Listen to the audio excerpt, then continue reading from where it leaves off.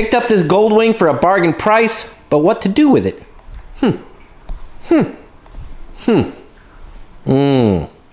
If you're new to the channel, you should know this is my Datsun pickup truck, a 1968 520. Engine and transmission have been plucked. It is getting a full rebuild, but I am currently and unfortunately waiting on parts. I am fortunate to have two of these trucks, and only one of them has a drivetrain. I've been trying to put great effort into finishing projects. This project right here, I'm going to tell you straight away.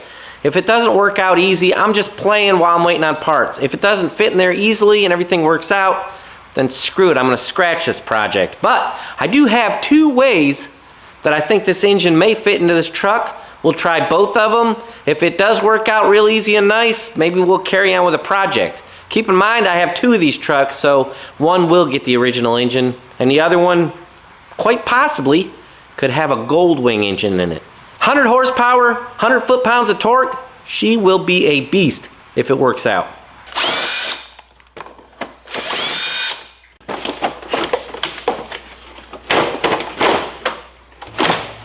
Cool? Yes, indeed. That is a tape or cassette player.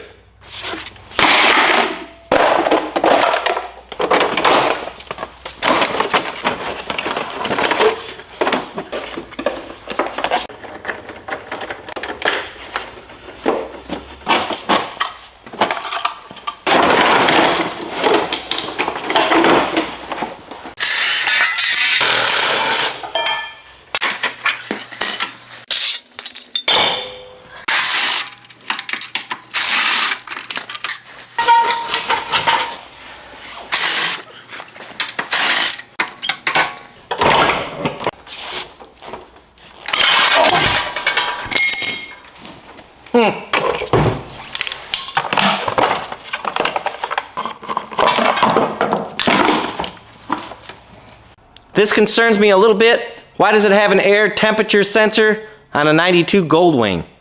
Nasty, dirty filter.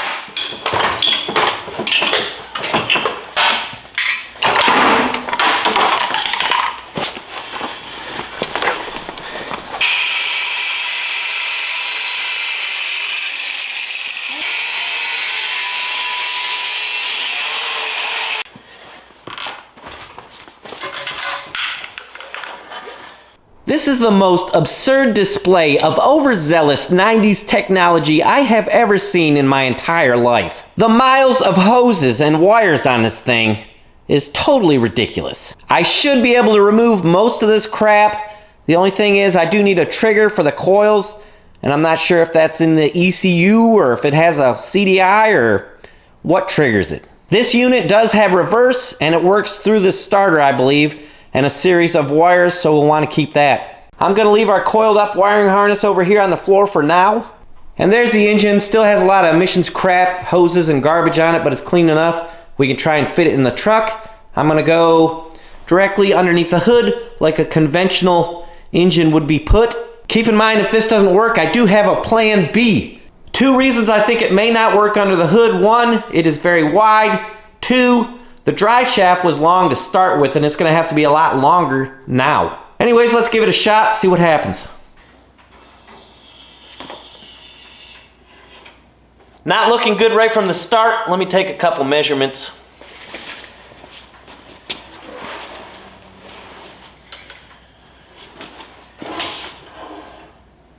The old wing engine is not going to just fit in there, so I'm going to have to remove maybe the exhaust, alternator, and starter. In order to determine whether or not we're going to carry on with this project, we need a visual. Is our heart into it? Yes or no? The only way to answer that question is to get this engine in the engine compartment. Interesting, I never knew that the wing was made in the good old US of A.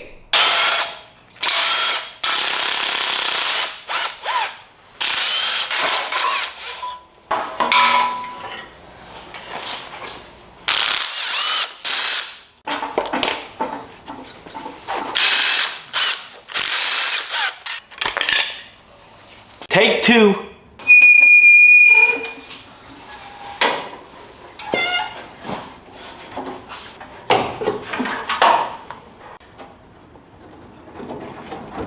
Doggone, she's looking good. Looking good. Better than expected.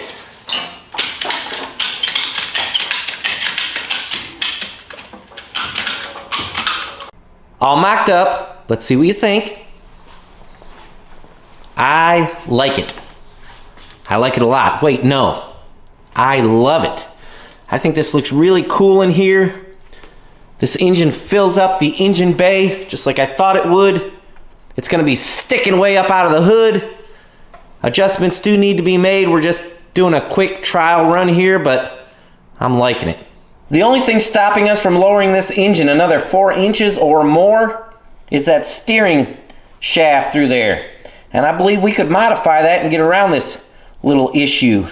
Biggest issue I see with this setup is that the drive shaft is going to have to be really, really long. But I have some thoughts on that, and maybe you folks do too, and you could share them with me. Now let's look at our next option, which will require a very, very short drive shaft. I'm sure a lot of you already know what I'm thinking.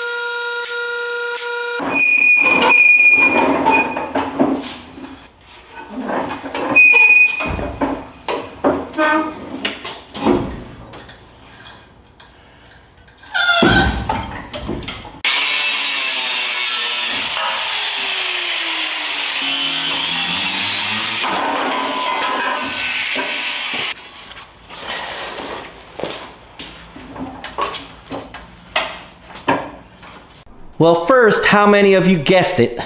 This is crazy because I'm loving this engine in the back equally as much as I do in the front, maybe even a little bit more. Obviously, we'd have to cut a hole through the bed where the engine can stick up through it, but it would look pretty dang cool. I think it would be so much easier to mount this engine in the rear of the truck like this, but we still have a challenge, and that is mounting the drive shaft of the engine to the diff.